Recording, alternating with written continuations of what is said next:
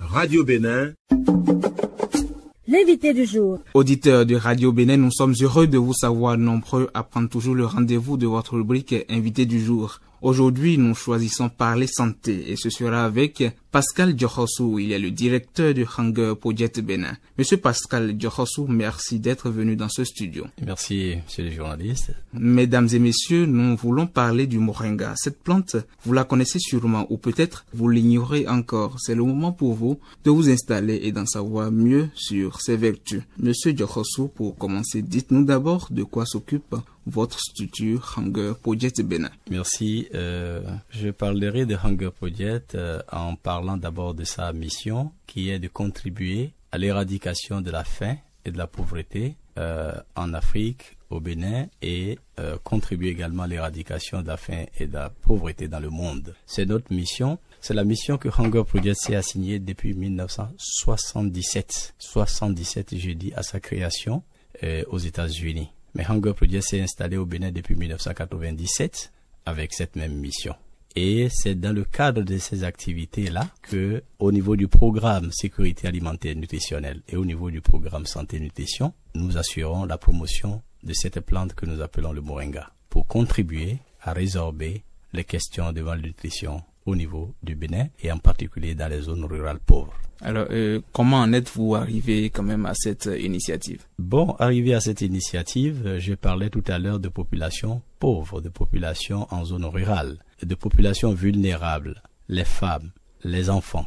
Et je marque au passage que selon des statistiques assez récentes, il a été établi que 37% des enfants béninois de 6 à 59 mois souffrent de retard de croissance et que 9% des femmes présentent un déficit énergétique chronique. Je ne vais pas m'appesantir sur ces statistiques, mais ce qu'on doit retenir, c'est que la question de la malnutrition est une question préoccupante et a des conséquences lourdes lorsque l'on regarde ce que ça implique sur le retard de croissance, ce que cela coûte en termes de déficit par rapport au système, l'installation du système immunitaire, ce que ça coûte par rapport au déficit en termes de installation du système cognitif, surtout pendant la période que nous appelons la période des 1000 premiers jours de la vie de chaque être humain, de chaque enfant.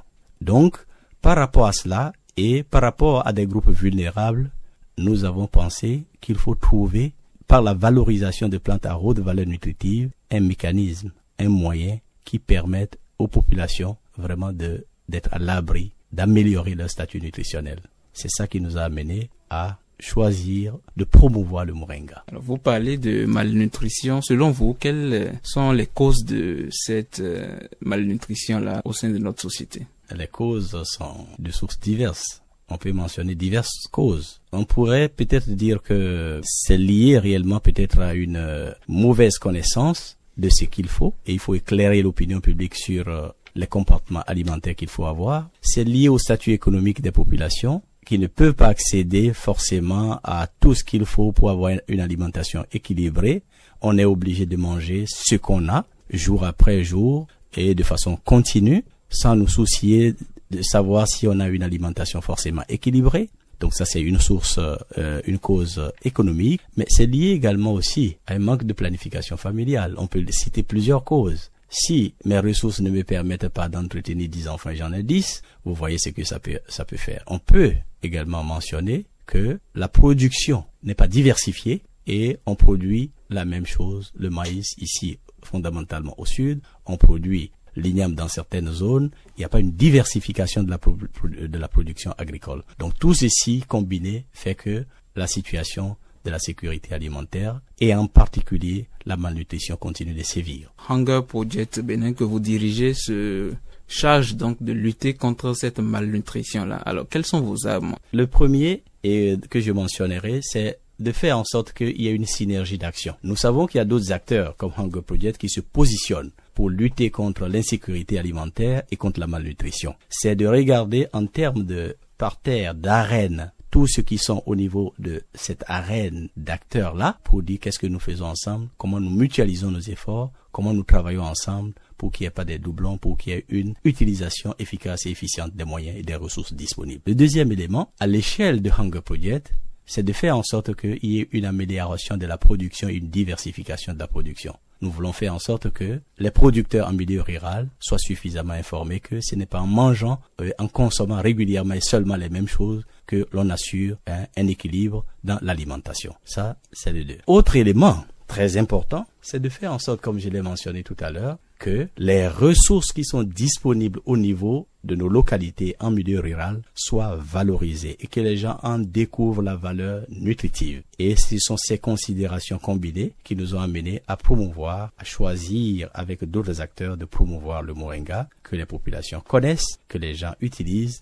et qu'ils tendent à abandonner. Donc, attirer l'attention sur cette plante fait partie également des ressources dont nous disposons, des armes que nous mettons en œuvre, que nous utilisons pour combattre la malnutrition. Dans vos actions, on sent immédiatement vos engagements à préserver l'environnement. Dans cet environnement-là, le moringa est déjà pour quand même partir d'une simple description de cette plante-là. Comment peut-on reconnaître le moringa pour ces personnes-là qui n'en ont pas encore une idée claire? Bon, je ne vais pas rentrer dans une description botanique difficile, mais je vais seulement donner quelques indications qui vont permettre à ceux qui nous écoutent en ce moment de pouvoir reconnaître la plante pour ceux qui ne la reconnaissent pas déjà. Et je sais que dans nos milieux, même en ville, à Cotonou, ailleurs, dans les villages, partout au Bénin, cette plante est largement utilisée pour faire les clôtures des concessions. De sorte que en Fongbe, on l'appelle bâtiment wewe. En Nadja, par exemple, on l'appelle drélé. C'est une plante qui a de petites feuilles et qui est consommée comme légume, aussi bien au sud, au centre que dans le nord du pays. Si vous avez ciblé le moringa, c'est sûrement parce que cette plante a quand même des valeurs nutritives. Et quelles sont ces valeurs nutritives sur lesquelles nous pouvons revenir rapidement? Le moringa a des valeurs nutritives, ça c'est sûr, comme d'autres plantes que nous classons dans le répertoire des plantes à haute valeur nutritive. Mais nous avons porté l'attention particulièrement sur le moringa parce que sa teneur en valeur nutritive est frappante. Au point où, dans la littérature, parfois on l'appelle plante miracle, l'arbre de vie, on lui donne tous ces noms à cause de sa teneur en valeur nutritive, en éléments nutritifs. Je pourrais citer quelques exemples. Lorsqu'on parle, par exemple, de la vitamine C, la référence, c'est souvent, on compare à l'orange. Mais c'est mentionné que le moringa contient 7 fois plus de vitamines que ce qu'on peut trouver dans l'orange, qui est la référence en matière de vitamine C. Qu'est-ce qui soutient cette affirmation-là? Il y a la littérature qui abonde là-dessus. Et récemment, il y a quelques analyses que nous avons eu à faire à travers une étude et des laboratoires sur la place ont confirmé cette tendance, même si ce n'est pas exactement 7 fois. Vous pouvez avoir 6 fois 6,5 et selon l'âge de la plante, là où vous l'avez prélevé, mais vous êtes toujours dans cette gamme-là. Ça se rapproche toujours de ce chiffre de 7 fois. Lorsque vous regardez, le lait est réputé pour la teneur en calcium. Mais à valeur égale, nous constatons que le moringa contient, les feuilles fraîches de moringa contiennent 4 fois plus de calcium que dans le lait. Et on peut continuer également la vitamine A, c'est réputé être contenu dans la carotte. Bien sûr. Mais les feuilles fraîches de moringa contiennent 3 fois plus de vitamine A que dans la carotte. On peut continuer, mais c'est réellement un réservoir de valeur de produits recommandés pour la santé, recommandés pour la nutrition, et tel que je venais de le mentionner. Toutes ces valeurs ont sûrement quand même des vertus dans notre organisme. Est-ce que vous pouvez revenir sur quelques vertus également? Bon, mais évidemment, quand on parle de vitamine C, lorsqu'on se sent faible et on veut remonter l'organisme, on veut vraiment retrouver des forces, c'est recommandé de prendre de la vitamine C. Lorsqu'on parle de calcium, c'est par rapport à la formation de l'os, la dentition des enfants, le maintien de tout le système de l'ossature des personnes du 3e âge. Donc, et même pour les sportifs, on a besoin vraiment d'avoir des os solides. Donc, il faut prendre du calcium. Donc, pour ça, on peut recommander le moringa. Mais la vitamine A, sur les yeux, la santé des yeux, c'est recommandé, etc., etc. Je ne rentre pas dans toute la littérature. Alors, le moringa, vous l'avez si bien dit, autant de vertus, autant de valeurs, et d'autres parlent même de fatigue quand on l'utilise. Est-ce que vous pensez qu'il y a des formes sous lesquelles on peut prendre le moringa pour quand même mieux bénéficier de ses vertus? Oui, naturellement. Bon, nous recommandons que le moringa soit pris sous toutes ses formes. Feuilles fraîches comme légumes, mais la forme sous laquelle on peut vraiment conserver le maximum de valeur nutritive du moringa, c'est sous forme de poudre naturellement, qui permet vraiment si c'est bien séché, si ça a suivi un bon processus de transformation, toutes ces conditions réalisées, on peut recommander que la forme utilisée en poudre, on a plus de chances d'accéder aux éléments, à tout ce qu'on peut tirer du moringa. Monsieur Diokhosou, cela fait 4 ans que vous travaillez pour la promotion du moringa. Quels sont les aspects que vous prenez en compte cette fois-ci? La constante, c'est au niveau de 3 axes d'action. Le premier axe d'action, c'est sensibiliser sur les valeurs nutritives du moringa. Parce que ce n'est pas toujours évident que nous ayons la même compréhension sur les valeurs nutritives du moringa. Une fois qu'on éclaire l'opinion publique sur les valeurs nutritives du moringa, automatiquement l'intérêt pour l'utilisation de cette plante croît. Deuxième axe d'action, c'est amener la population à planter, faire en sorte que la population plante. Donc c'est le deuxième axe d'action, soutenir la réalisation de plantations. Et le troisième axe, c'est amener les populations à valoriser au mieux les feuilles de moringa. Donc ces 3 axes d'action constituent une constante de la campagne de promotion du moringa. Maintenant, d'édition en édition, nous choisissons de mettre l'accent sur un thème particulier. Donc à la deuxième édition, nous avons développé le thème qui est le moringa dans la nutrition de la femme et de l'enfant pendant la période d'opportunité des 1000 premiers jours de vie. Pourquoi avoir choisi la femme et l'enfant alors? Parce que c'est là où c'est plus sensible. Nous voulons simplement montrer là où c'est plus critique et plus important d'utiliser, de faire appel à la ressource moringa. Évidemment, c'est comme j'ai mentionné tout à l'heure, c'est utile pour tout le monde, y compris les personnes du 3e âge, les sportifs, vous, moi, tout le monde, les femmes, les enfants, les jeunes. C'est utile pour tout le monde. Mais pendant la période que nous avons appelée la période d'opportunité des 1000 premiers jours de vie, qui concrètement va de la conception de l'enfant à son 2e anniversaire, qui fait 1000 jours de vie, pendant cette période, il faut pas prendre le risque que l'enfant ressente la faim. Parce que ça va se ressentir très fortement sur ce qu'on appelle la faim du cerveau, selon les spécialistes. Et ça va créer des déficits très difficiles, irréversibles d'ailleurs, pas difficiles à combler, mais irréversibles dans la vie de l'enfant. C'est en ça que c'est très critique. C'est pendant cette période que